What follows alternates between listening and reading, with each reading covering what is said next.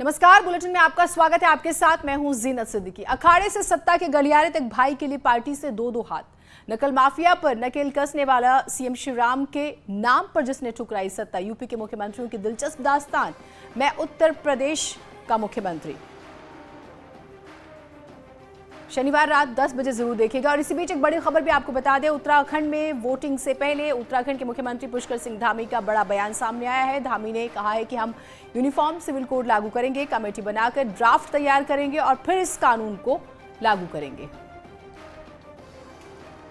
तो आज की सबसे बड़ी खबर है ये, और इसकी चर्चा भी सबसे ज्यादा होगी। एक बार फिर से यूनिफॉर्म सिविल कोड की बात सामने आई है।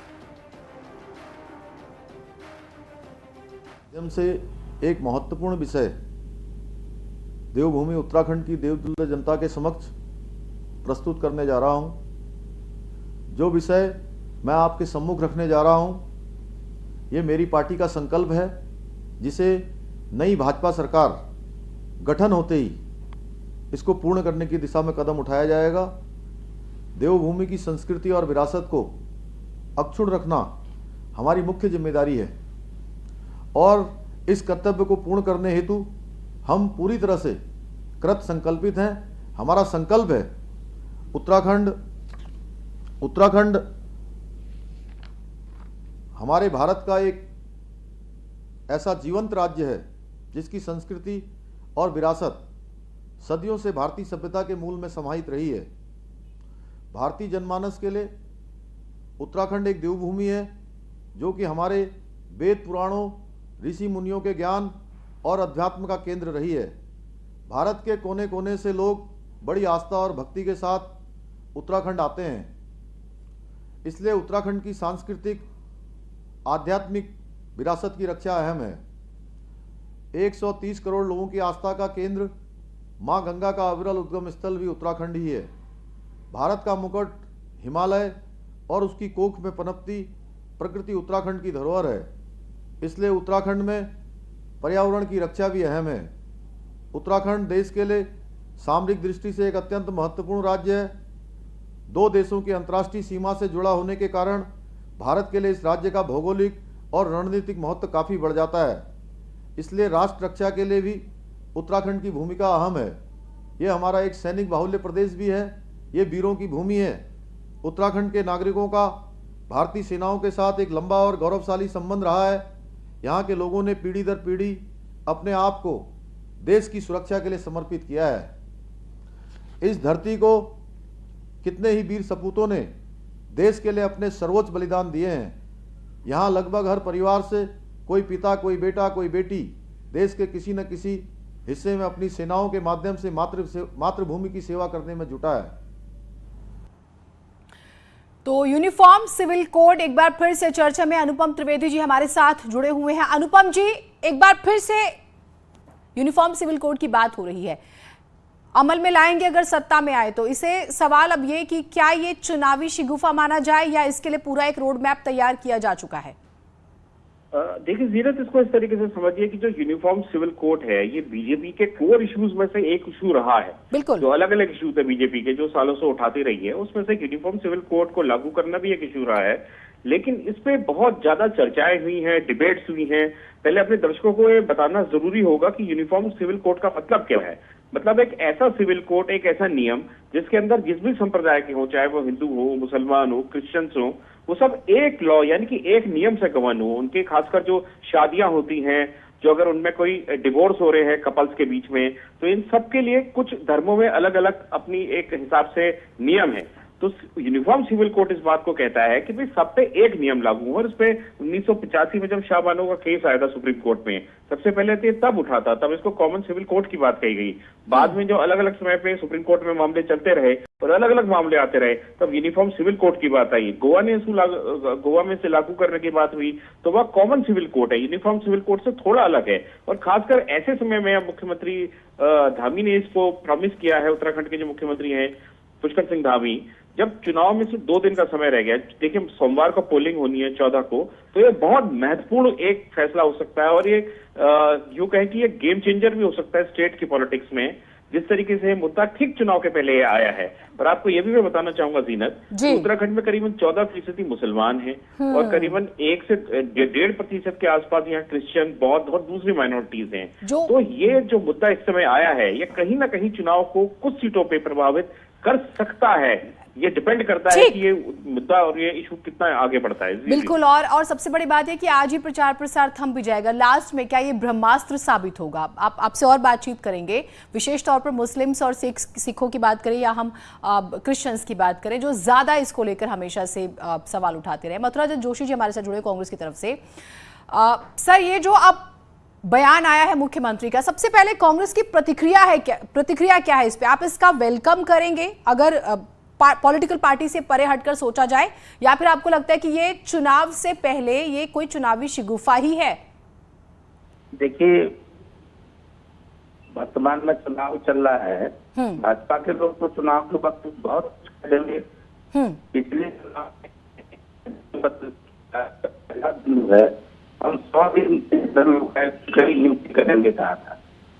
आज तक ये लोकायुक्त की नियुक्ति नहीं कर पाए और आज इन्होंने कह दिया कि हम कॉमन सिविल कोड लाएंगे। क्या राज्य सरकार इसको ला सकती है, कर सकती है? ये केवल कुछ नहीं, ध्रुवीकरण की राजनीति है, लोगों को गुमराह करने की राजनीति है, लोगों को दिग्भ्रमित करने की राजनीति है, बहुत कुछ नहीं। क्योंकि बोलने के लिए कुछ नहीं है। रोजगार 5 साल में दिया नहीं, लोक सेवा आयोग से एक भी नियुक्ति नहीं हुई और महंगाई कहाँ रोकेंगे? महंगाई रोक नहीं पाई। पलायन आयोग खुद ही पलायन कर गया है, तो बोलने के लिए कुछ नहीं है। इसलिए ये सब ऐसे मुद्दे ला रहे हैं जिनमें ये सब कुछ दिखता है इनको। बहुत छोटा सा जवाब चाहूंगी मैं आपसे, क्या कांग्रेस को आप इसका विरोध करेंगे या आपको लगता है कि इससे कोई फर्क नहीं पड़ेगा? एक बात बहुत साफ तौर पे कह रहा हूँ कि इससे फर्क कोई पड़ने वाला नहीं है कि भाजपा को चुनाव के वक्त पर ही ऐसे मुद्दे क्यों याद आते हैं। ठीक, आप बहुत शुक्रिया, आप हमारे साथ जुड़े। तो इससे कांग्रेस को तो कोई फर्क नहीं पड़ेगा, वो बल्कि सवाल ये उठा रहे हैं कि भाई भाजपा को चुनाव के वक्त ये क्यों याद आता है। अब सवाल ये है कि उत्तराखंड में अब ये जो नई बात निकल कर आई है, सीएम धामी का बड़ा बयान, जैसे हमने शुरू में कहा आज की सबसे बड़ी खबर है ये और आज इस पर चर्चा भी होगी। यूनिफॉर्म सिविल कोड का जिक्र हुआ जिसके अंदर खास तौर से शादी या फिर आप तलाक लेते हैं या फिर जमीन का बंटवारा, 3 बड़ी चीजें समझिए जो बहुत महत्वपूर्ण होती है। यूनिफॉर्म सिविल कोड को लागू करेंगे जैसे ही नई सरकार बनेगी। और उन्होंने जो महत्वपूर्ण कहा है वो भी मैं आपको जरूर बताती हूं जिसके जरिए आप समझ सकते हैं। उन्होंने ये भी एक और बड़ी बात कही है।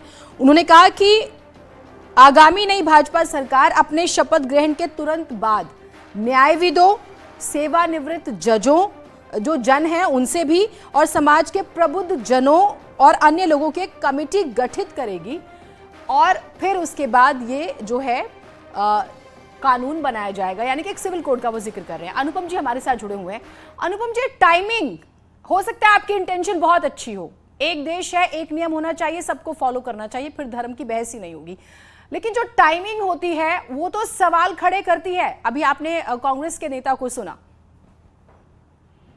सीमा, देखिए इसमें थोड़ा सा मैं हाल के जो देश भर में जो घटनाएं हुई है, हिजाब को लेके जिस तरीके से कर्नाटक सरकार ने वहां कदम उठाया और उसमें हिजाब को बैन को लेके जिस तरीके से वहां आग लगी और वो धीरे धीरे नॉर्थ इंडिया के स्टेट्स में भी पहुंची है, खासकर जो चुनावी राज्य हैं, है ना, वहां भी जब ये इशू पहुंचा है, इसकी बात हुई, तो इस बीच भारतीय जनता पार्टी की तरफ से फिर से मांग होने लगी कि भाई ये समय आ गया यूनिफॉर्म सिविल कोड को लागू किया जाए। अभी मैं बीच के 1-2 दिन पहले ही यूनियन मिनिस्टर हैं गिरिराज सिंह, उनका फिर से बयान आया, उन्होंने कहा इस वक्त बहुत जरूरी हो गया कि यह मामला लाया जाए। और 2019 में जब लोकसभा का चुनाव था उस समय बीजेपी के मैनिफेस्टो में यह पोल प्रॉमिस भी है यूनिफॉर्म सिविल कोड लाने की बात। तो इससे 2 कदम आगे बढ़ते हुए जब उत्तराखंड का चुनाव है तो यहाँ पर जो जिस प्रकार से आज ये बात आई है यूनिफॉर्म सिविल कोड की, अब इसमें ये एक टेक्निकलिटीज है कि स्टेट कुछ अपनी तरफ से कर सकता है या नहीं कर सकता, अभी तो पार्लियामेंट में नहीं आया है, तो स्टेट को कहां से किस तरीके से इसको कर सकता है तो बात की बात है।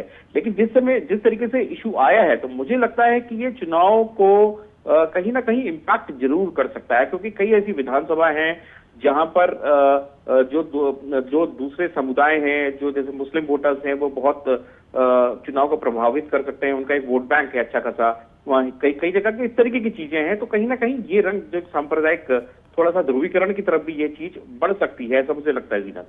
लेकिन एक और चीज अनुपम जी, क्या ये ब्रह्मास्त्र साबित होगा? और ये माना जाता है कि एक नाराजगी जो है मुस्लिम्स में पहले से ही, और अगर आप चुनाव के वक्त इस बात को छेड़ते हैं तो क्या बैकफायर नहीं करेगा? एक मैं सिचुएशन का जिक्र कर रही हूँ। देखिए जीनत, मुझे ऐसा लगता है कि इससे ज्यादा पोजीशन बीजेपी का तो देखिए स्टैंड क्लियर है, लेकिन इससे जो ज्यादा इस वक्त जो डिफेंसिव होगी वो होगी कांग्रेस। कांग्रेस इसको, इस बात को लेकर अभी भी आपने सुना कि जो कांग्रेस के नेता बोल रहे थे वो बहुत क्लैरिटी के साथ पार्टी कुछ कह नहीं पा रही है, कि उसके लिए एक बड़ी अजीब सिचुएशन है कि वो कैसे एक कोई क्लियर स्टैंड ले। तो ये कांग्रेस के लिए मुझे लगता है कि ज्यादा अजीब स्थिति होगी। कांग्रेस का नाम मैं इसलिए ले रहा हूं कि उत्तराखंड में ज्यादातर सीटों में भाजपा और कांग्रेस के बीच में कॉन्टेस्ट हो रहा है चुनाव का। ठीक ठीक, आप रहिए हमारे साथ। सुशील हमारे साथ जुड़े हुए हैं। सुशील, हम मुख्यमंत्री का स्टेटमेंट लगातार सुना रहे हैं, दिल्ली में क्या चर्चा है इसको लेकर, क्या रोड मैप है? और फिर वही सवाल बार बार उठ रहा है, क्या ये ब्रह्मास्त्र साबित होगा?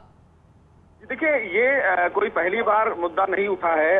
अगर कॉमन सिविल कोड की बात करें, इसमें अदालतों ने भी कई बार, चाहे वो सुप्रीम कोर्ट की बात करें, चाहे वो दिल्ली हाई कोर्ट की बात करें, कई बार ये बात कोर्ट के द्वारा भी लागू किया गया है कि देश भर में समान सिविल कोड यानी कि कॉमन सिविल कोड की बात उठी है। तो निश्चित रूप से इस पर अगर बीजेपी की बात करें तो कई वरिष्ठ मंत्रालय की तरफ से, मंत्री की तरफ से ये बातें कही गई हैं। अभी गिरिराज सिंह की भी तरफ से ये बात कही गई है कि कॉमन सिविल कोड होना बेहद आवश्यक है। तो निश्चित रूप से ये बात बहुत पहले से उठाई जा रही है और हो सकता है आने वाले दिनों में सरकार की तरफ से यानी कि लॉ मिनिस्ट्री की तरफ से ये कहा गया है कि हम इस दिशा में आगे काम कर रहे हैं, क्योंकि इस मामले में तमाम राज्यों से इस दिशा में उन्हें बात करना होगा, डिस्कशन करना होगा। तो निश्चित रूप से ये एक जरूरत है, तभी अदालतों की तरफ से भी ये बातें कही गई हैं। और निश्चित रूप से ये एक कहीं ना कहीं बीजेपी के लिए अगर बात करें ब्रह्मास्त्र होगा, तो निश्चित रूप से ये देश की जरूरत भी है, क्योंकि कॉमन सिविल कोड को लेकर ठीक जरूरत भी है और ब्रह्मास्त्र साबित होगा। चुनावी वक्त है, बड़े सारे सवाल हैं, लेकिन एक जो चीज होगी वो तय है, इस पर बहस शुरू हो जाएगी। सबसे बड़ी बात यह है कि इस पर बहस शुरू हो जाएगी। अनामिका हमारे साथ जुड़ी हुई हैं। अनामिका, अब इस पर बहस भी होगी, लोगों की प्रतिक्रियाएं भी आएंगी और फिर एक नई दिशा में हम चुनाव को भी देखेंगे मुड़ता हुआ।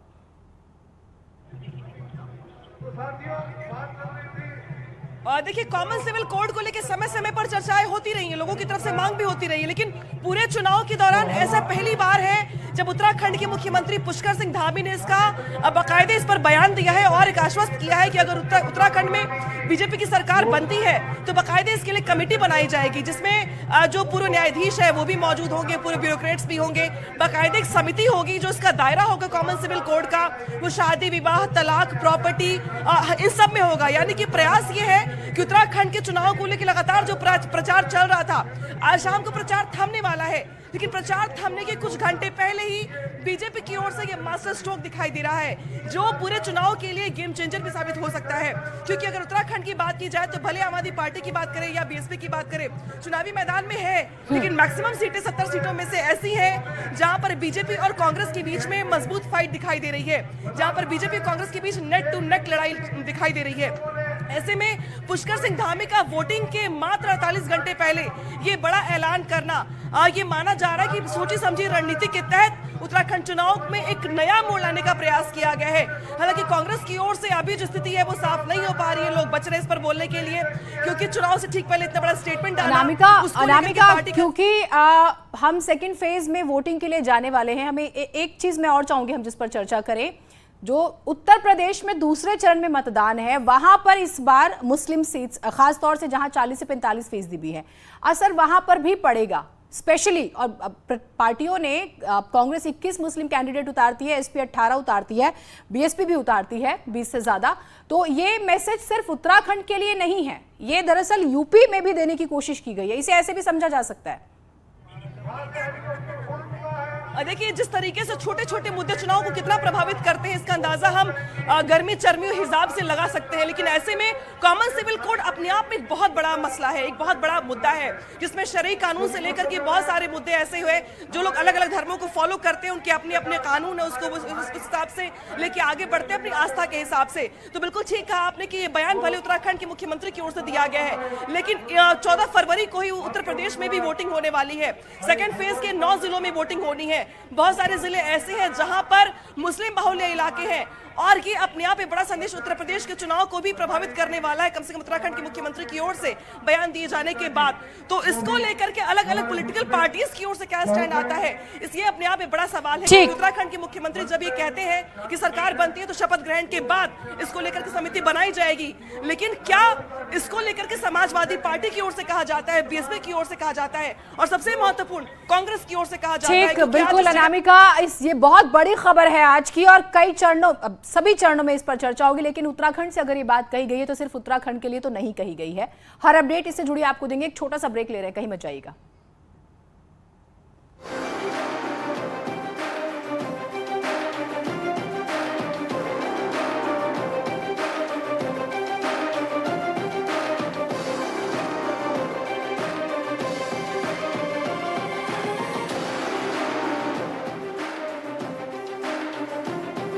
यूपी में दूसरे चरण का प्रचार तेज। बरेली में सीएम योगी का रोड शो, तिलक इंटर कॉलेज से पटेल चौक तक शक्ति प्रदर्शन।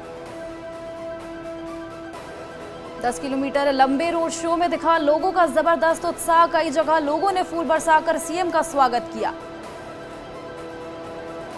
रोड शो के दौरान न्यूज 18 से एक्सक्लूसिव बातचीत में बोले मुख्यमंत्री, 2017 से बड़ी जीत दर्ज करेगी बीजेपी, विकास और बुलडोजर साथ साथ चलेंगे। लता मंगेशकर के नाम पर अयोध्या में एक चौराहा, सीएम योगी ने कासगंज से किया ऐलान। पीएम मोदी ने की योगी सरकार के फैसले की तारीफ। कासगंज से पीएम मोदी का समाजवादी पार्टी पर निशाना, कहा पहले चरण के रुझानों में बीजेपी का परचम, अभी से हार के बहाने तलाश रहे अखिलेश। कासगंज में बोले पीएम मोदी, परिवारवादियों ने अपनी तिजोरी भरी, इन्हें गरीबों की जरा सी भी फिक्र नहीं। पीएम मोदी का मिशन उत्तराखंड, अल्मोड़ा में जनसभा को किया संबोधित, विपक्ष पर बोला हमला, कांग्रेस पर लगाया फूट और लूट की राजनीति करने का आरोप। पीएम मोदी ने कहा यह दशक उत्तराखंड का दशक, पहाड़ों की ऊंचाई तक उत्तराखंड की स्मृति होगी, मतदाता अच्छे कामों को नहीं भूलते। उत्तराखंड के लोग नेक नियत वालों के साथ, बीजेपी के लिए खुद जनता लड़ रही है चुनाव। पहले चरण में बीजेपी के लिए जबरदस्त उत्साह रहा, सबका साथ सबका विकास बीजेपी का मंत्र। पीएम मोदी ने सीएम धामी की तारीफ, कहा सीएम धामी ने वैक्सीनेशन का काम पूरा किया, आज पहाड़ों तक पहुंच रही है रेल।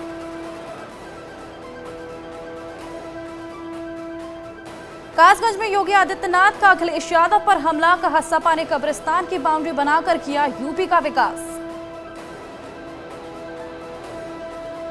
सीएम योगी ने कहा डबल इंजन सरकार ने जय जवान जय किसान का नारा सार्थक किया, एसपी की संवेदना आतंकियों के साथ। बदायूं में सीएम योगी ने 2 जनसभाओं को भी किया संबोधित, बीजेपी प्रत्याशी के समर्थन में किया कार्यक्रम, जनता से की वोट की अपील। बरेली में बोले अमित शाह, कहा अखिलेश यादव के राज में नहीं हुआ गरीबों का भला, विकास के लिए बीजेपी जरूरी, बीजेपी ने बिना भेदभाव हर व्यक्ति का विकास किया। बरेली दौरे पर अमित शाह ने बीजेपी सरकार की गिनवाई उपलब्धियां, कहा 1.42 करोड़ घरों में बिजली पहुंचाने का काम किया, गरीबों के लिए घर और शौचालय की व्यवस्था की।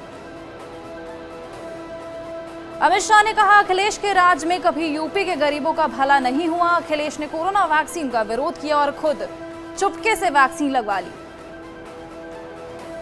राजनाथ सिंह ने टिहरी के घनसाली में चुनावी जनसभा को किया संबोधित, कहा बीजेपी ने उत्तराखंड में किया है बहुत काम, इस बार भी प्रदेश में बनेगी बीजेपी सरकार। हरिद्वार में मध्य प्रदेश के सीएम शिवराज सिंह चौहान ने कांग्रेस पर साधा निशाना, कांग्रेस की नीतियों को बताया 2 मुहिम, पीएम मोदी की जमकर की तारीफ। सीएम शिवराज सिंह चौहान ने हरीश रावत पर साधा निशाना, कहा हरीश रावत के नाम हार का रिकॉर्ड, हरीश रावत हरदा नहीं हारदा है। वाराणसी में अनुराग ठाकुर का डोर टू डोर प्रचार कैंपेन, सिगरा स्टेडियम के गेट से जनसंपर्क किया शुरू, कहा कैराना से काशी तक सिर्फ बीजेपी की लहर।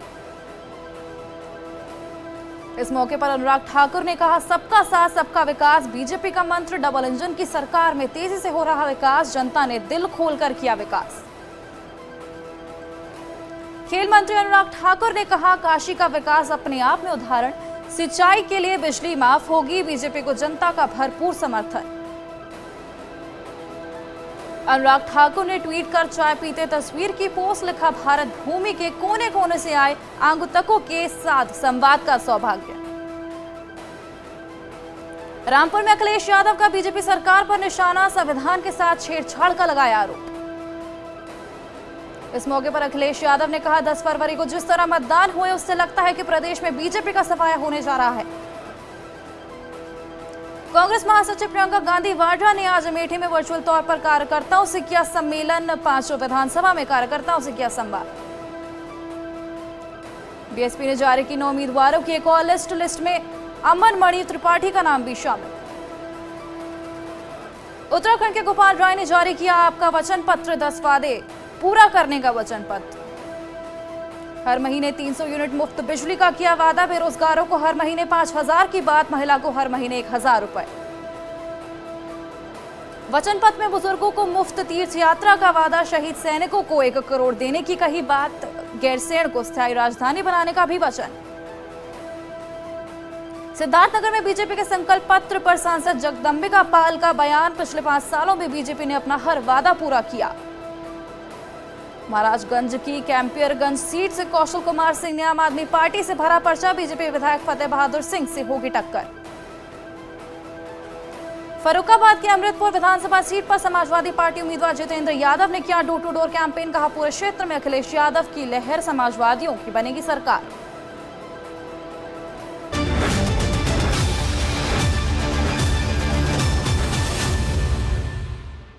उत्तर प्रदेश के महासंग्राम में किसकी कैसी है तैयारी? लखनऊ की सियासी लड़ाई में कौन है किस पर भारी? इन सारे सवालों का जवाब तलाशने के लिए न्यूज़ 18 उत्तर प्रदेश उत्तराखंड की चुनाव एक्सप्रेस पहुंच चुकी है आपके अपने शहर में।